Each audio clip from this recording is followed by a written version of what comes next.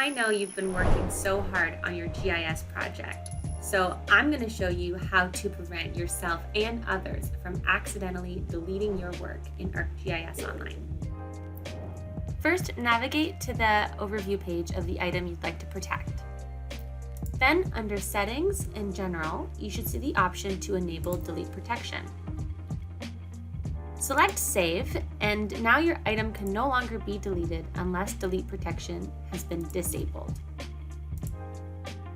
Make sure to also enable delete protection on any feature layers or maps that appear in your applications, as they are not automatically protected and can often be deleted by mistake. Happy mapping!